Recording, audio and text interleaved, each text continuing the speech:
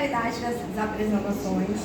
Esse trabalho não vai ser explicado de como ele começou, a como ele surgiu, mas explicado de uma forma que dá a nossa curiosidade sobre o que são essas ilhas sensoriais. E mais do que saber quem sou eu, vocês estão mais curiosos por que são essas ilhas. E aí eu compartilho antes uma coisa que eu mudei ontem. Ontem à noite estava eu mudando a apresentação por um incômodo de sentir que faltava alguma coisa. E aí cheguei na palavra que definiria ali que faltava para o começo, que é a curiosidade. Como explicar essa curiosidade do título? Como iniciar de uma forma diferente que não com a literatura? E trago um trecho da Alice no País das Maravilhas, que é um livro altamente filosófico, e diz assim: você poderia dizer o caminho para sair daqui? Depende de onde você quer chegar. Não me interessa onde eu vou chegar, só quero chegar em algum lugar. Então, qualquer caminho serve. E aí nós temos eu como professora me vejo nessa posição de muitas vezes preparar uma determinada atividade, querer que o meu aluno, a minha criança, siga a atividade, seguindo aquele caminho, aquele traçado. Mas como é que ele vai saber que aquele é o caminho dele se eu não permitir a ele experimentar esse caminho? E é assim que surgem as ilhas. E aí, o que são, afinal, essas ilhas? Para ficar bem simples, assim, bem rápido, dividi ela em 3 itens básicos para definir. São atividades que elas são separadas por temas, elas são realizadas ao mesmo tempo, todas em simultâneo, e elas não têm uma linearidade. Não tem o primeiro faça isso, depois vá para o próximo passo, depois siga o próximo. São 3 atividades, ou mais ou menos, ao mesmo tempo para a criança experimentar. E eles já tragam as ilhas propriamente ditas. Você passa para mim? Então, isso aqui vão os registros, começando ali dia 8 de agosto. Você vai ver que são registros bem recentes, porque eu entrei na rede, eu comecei na educação infantil em junho deste ano. E aí vamos chegar lá depois. Nós estamos aqui. Uma das primeiras ilhas que nós fizemos, que foi com balões. Nessa daí ainda estava meio insegura. Comecei fazendo uma para depois fazer outra e depois mais uma. Comecei com os balões. Minha ideia, linda, eles iriam mexer, balançar, eles iriam estar lá durante todo o dia. Não. A realidade não foi essa. Vocês acreditam nisso? Mas aí surgiu um estalo, que não foi um caminho traçado por mim, mas por eles. Mesmo depois que aqueles balões foram arrancados, estourados, arremessados, de todas as formas, os fitilhos permaneceram. E eles perceberam que puxando aquele fitilho fazia barulho. E eles criaram uma outra ilha dentro de uma que eu já tinha traçado ali, meu roteiro perfeito. Nesse mesmo dia, enquanto ainda estavam rolando ali algumas experimentações naqueles balões, começa uma nova ilha, que são as massinhas. Vou pegar o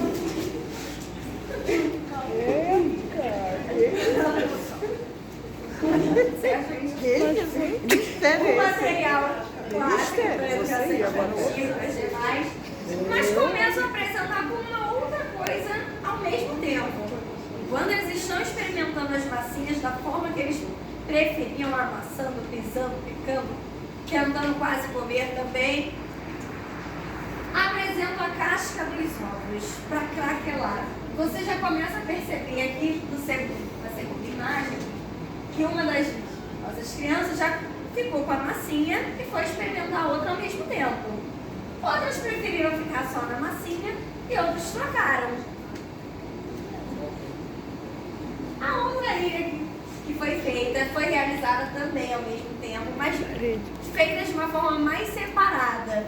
Então tinha uma primeira parte realizada comigo na pintura e uma segunda parte, novamente, a massinha voltando, e eu fiz questão de trazer essa ilha que tem esse tema, essa temática, esse item repetido, para mostrar que essas ilhas não precisam de sempre trazer algo inédito, totalmente. Meu Deus, trabalhei massinha semana passada, que eu trarei essa semana.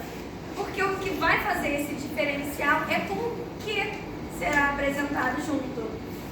Nessa, foram junto com os potes.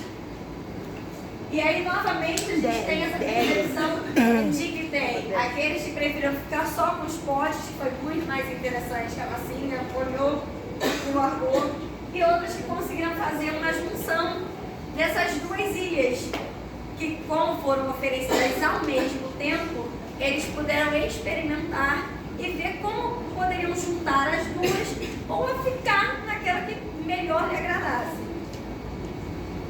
A próxima ilha foi uma ilha de experimentação, especificamente de tintas. Foi um dia que nós saímos pintados dos pés à cabeça.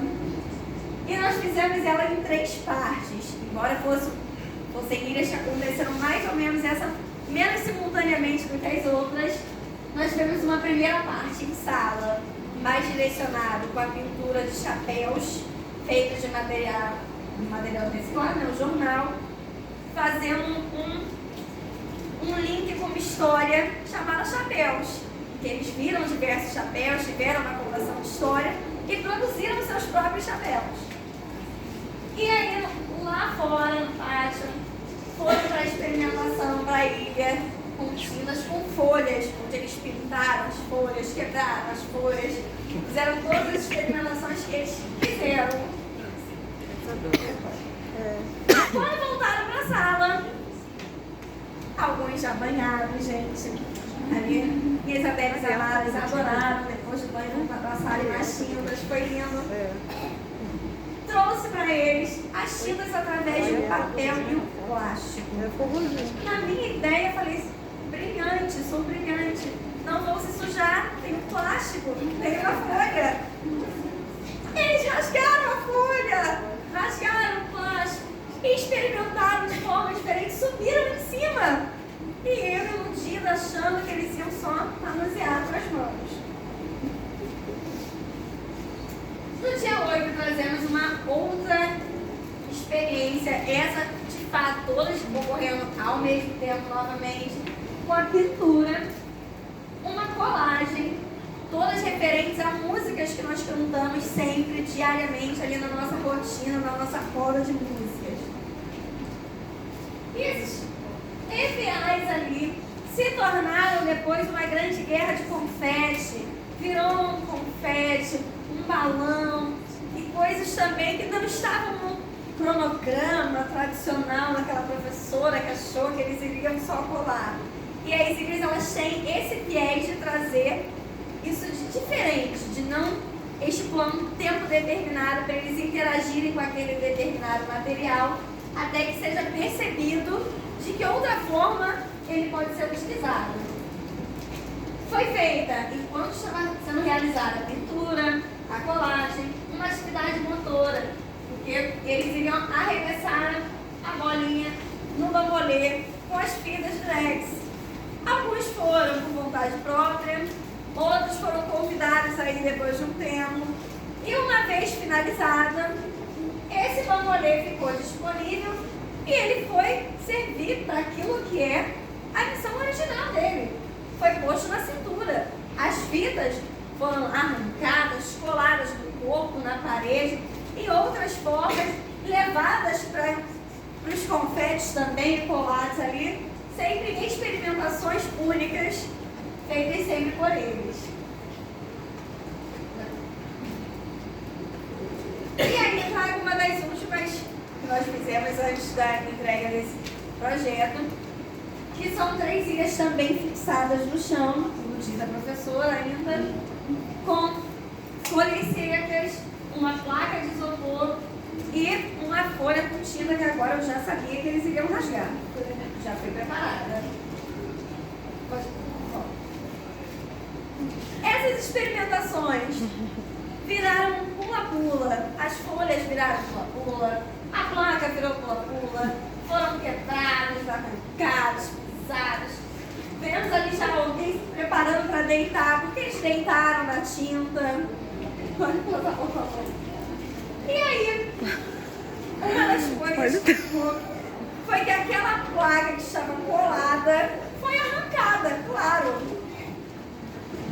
Claro que foi arrancada. Eles não se contentaram. Por que eu estou limitando a esse espaço? E aquela ilha saiu do lugar. E aí eu me perguntei, o que é preciso, afinal, para estar na educação infantil?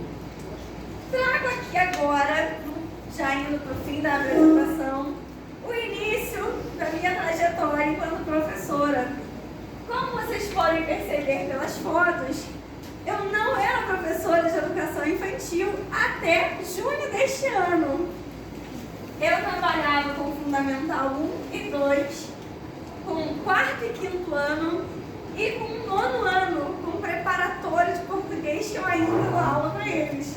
Então agora eu vivo 2 extremos, 1 ano e 15. E ainda assim, caí na educação infantil com um desafio e me reinventei ali, me redescobri. E me perguntei, o que é preciso para estar na educação infantil? É preciso mergulhar, afundar, adestrar, entranhar até a alma e precisar sair da zona de conforto. É preciso arriscar, procurar até emergir em uma ilha e tentar, que é o que eu tenho feito diariamente, tentar novas experiências, novas aventuras, novas ilhas e possibilitar a eles novos caminhos para eles navegarem. E aí, apresento ainda a vocês, acho muito importante, o meu referencial bibliográfico. E vocês podem perceber aqui, não é composto exclusivamente por professores de educação infantil. Porque a minha base não era da educação infantil. E como nós, professores, podemos usar o nosso olhar de curiosidade e navegar por diferentes leituras e encontrar aquilo que nós precisamos, mesmo em um texto que teoricamente diz que não é o nosso lugar ali. Então nós podemos ver um Vygotsky com a teoria socio-interacionista, e aí você pensa, mas são ilhas, as ilhas são separadas. O que tem a ver o socio-interacionismo com essa ilha? A ilha, por isso entre aspas ali, é um título professório a essas experimentações, só para delimitar que são espaços separados por uma visão da professora. E as navegações feitas, essa interação, é feita pela criança e pelos colegas dela. Aquele que foi primeiro numa atividade e convidou o colega para ir naquela, mas ele já trouxe aquilo que ele estava fazendo da outra. E assim foi seguindo. E aí, com isso, eu me despeço mostrando foto da última ilha que não entrou no projeto, que deixou os nossos jogadores registrados. Meu filho ali, meu filho. Com vocês também aqui no meu filho ali, ó. Instagram, eu estou compartilhando um pouco mais sobre as ilhas, esses trabalhos, e deixo também o meu e-mail para quem quiser tirar uma dúvida, perguntar, acrescentar coisas, falar depois por eu.